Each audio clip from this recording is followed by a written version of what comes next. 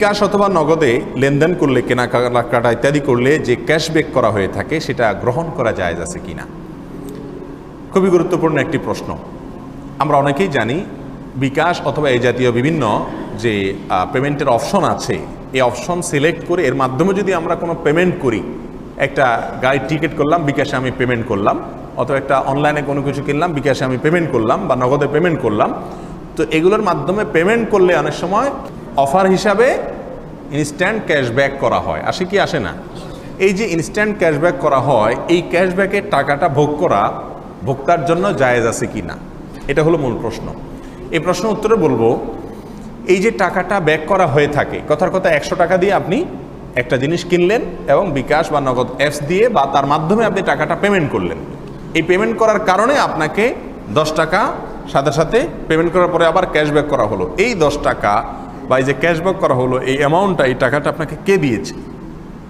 দুইটা রাস্তা হতে পারে। নাম্বার 1, আপনি যার পণ্য কিনেছেন, কথার কথা একটা XYZ একটা পরিবহনের টিকিট কিনেছেন, তো এই পণ্য যার কিনেছেন তিনি তার পণ্যটার মধ্যে ছাড় দিয়েছেন আপনাকে। এটা যদি হয় তাহলে তো আপনার জন্য সেটা গ্রহণ করাতে কোনো অসুবিধা নাই। আমার পণ্য আমি আপনাকে 10 টাকা বিক্রি করলাম, আপনি 10 টাকা দেওয়ার পর আমি বললাম নেন 2 টাকা ফেরত নেন, এটা আমার জন্য ভোক্তা হিসাবে অবশ্যই কি আছে, জায়েজ আছে। কথা কি পরিষ্কার?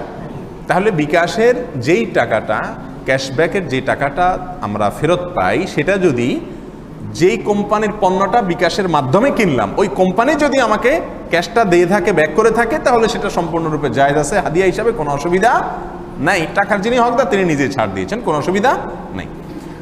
আর দ্বিতীয় অপশন হতে পারে, না ওই কোম্পানি ছাড় দেয় নেই, বিকাশ ব্র্যাক ব্যাংক বা বিকাশ কর্তৃপক্ষ আপনাকে কি দিয়েছে, এই ক্যাশব্যাকটা করেছে। তো দ্বিতীয় অপশন হওয়ার সম্ভাবনাই বেশি, এবং দ্বিতীয় অপশনে যথাসম্ভব সব ক্ষেত্রেই হয়ে থাকে প্রায়। কারণ কোম্পানি যদি অফার দেয় তাহলে তো আগে থেকেই বলবে 100 টাকারটা আমি 90 টাকায় নেব, কিন্তু 100 টাকারটা আমি টাকা দিয়ে কিনতে গেলে 100 দিয়ে কিনতে হচ্ছে, বিকাশের মাধ্যমে কিনলে 90 টাকায় পাচ্ছি, তার মানে এটা বিকাশওয়ালাই দিচ্ছে, এটাই স্বাভাবিক এবং বোঝা যায়। বিকাশ যদি আমাকে ক্যাশব্যাক করে, সেটা আমার জন্য ভোগ করা জায়েজ আছে কিনা। এখানে একই কথা, বিকাশ বলল যে আমাকে ব্যবহার করে দেন, তাহলে আপনাকে আমি এটা পুরস্কার দিব, অর্থাৎ আমার জিনিসটা নিলে আমি এটা দিলাম, বাহ্যিকভাবে এটা জায়েজ আছে।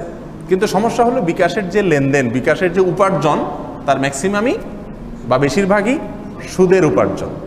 এখন সেখান থেকে আমি টাকা নিতে পারবো কিনা, এ হলো কথা।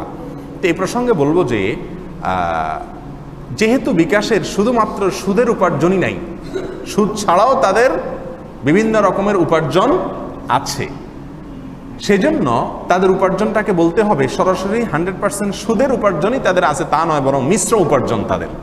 মিশ্র উপার্জন যদি হয়, তাহলে সেরকম কোনো ব্যক্তি যদি মিশ্র উপার্জন যারা আছে, এরকম কোনো ব্যক্তি বা প্রতিষ্ঠান যদি আপনাকে কিছু হাদিয়া দেয়, উপঢৌকন দেয়, উপহার দেয়, তাহলে সেটা গ্রহণ করা আপনার জন্য জায়েজ আছে। তবে গ্রহণ না করলে সেটা হবে তাকওয়ার দাবি, উত্তম। কথা কি বুঝাতে পারছি? এই সম্পর্কে মুহাম্মদ সালেহ আল মুনাজ্জিদ হাফিজাহুল্লাহ ইসলাম কিউএতে তিনি এক প্রশ্নের উত্তরে পরিষ্কারভাবে জানিয়েছেন যে হারাম 2 প্রকার। একটা হলো হারাম লিআইনিহি, সরাসরি একজনে একটা মাল চুরি করে নিয়ে আসছে, আপনি জানেন এটা চুরি করা মাল, ছিনতাই করা মাল, তো ওইটা আপনাকে যদি হাদিয়া দেয়, আপনি কোনো অবস্থায় সেটা ভোগ করতে পারবেন না, আপনার জন্য এটা জায়েজ নেই। আর হলো হারাম লিগাইরিহি।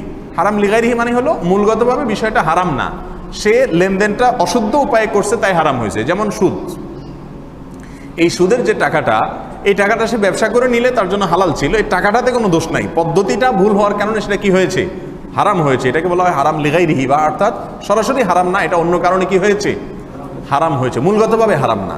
যাই হোক, এরকম যদি হয়, আর সেক্ষেত্রে মুহাম্মদ সাল্লাল্লাহু আলাইহি ওয়াসাল্লাম বলেছেন যে ওই হারাম উপার্জন যিনি করেছেন তার জন্য এটা হারাম, কিন্তু তিনি অন্য কাউকে উপঢৌকন ইত্যাদি দিলে তার জন্য কি হবে না, সেটা হারাম হবে না। তবে সেক্ষেত্রেও এটাকে গ্রহণ না করা, যেহেতু হারাম উপায়ে উপার্জন করা, যেটাকে অ্যাকসেপ্ট না করে ফেরত দেওয়া, এটা হবে তাকওয়ার দাবি এবং উত্তম। এবং বিন বাজ রাহিমাহুল্লাহ এক ফতোয়াতে বলেছেন যে যদি কারোর মিশ্র উপার্জন থাকে, আর তিনি আপনাকে কোনো দাওয়াত দেয়, খাদ্য খাবার দেয়, কোনো উপহার দেয়, মিশ্র উপার্জনওয়ালা ব্যক্তি, আপনার জন্য গ্রহণ করা জায়েজ আছে। যার হালালও আছে, হারামও 2 রকমের উপার্জনই আছে, এরকম ব্যক্তির উপঢৌকন আপনার জন্য গ্রহণ করা জায়েজ আছে। এক্ষেত্রে একই কথা, না করতে পারলে সেটা উত্তম এবং তাকওয়া। এবং islamweb.com কাতার ভিত্তিক মুফতিদের একটি বিশ্ববিখ্যাত একটি ওয়েবসাইট আছে, সেখানেও একই ফতোয়া দেওয়া হয়েছে, আর অনেক অনেক ওলামা ইকরামের ফতোয়া রয়েছে। সবগুলোকে সামনে রাখলে আমরা দেখি বিকাশ বা নগদ অ্যাপসের কেনাকাটা করলে বা কোনো কিছু পেমেন্ট ইত্যাদি করলে যে ক্যাশব্যাক করা হয়ে থাকে ইনস্ট্যান্ট, সেই ক্যাশব্যাকের টাকাটা আপাত দৃষ্টিতে জায়েজ আছে ভোগ করা ইনশাআল্লাহ। তবে যদি কেউ না ভোগ করে, ওইটা আসলেও অন্য কাউকে গরিব দিয়ে দেয়, সেটা হবে সবচেয়ে নিরাপদ এবং ভালো।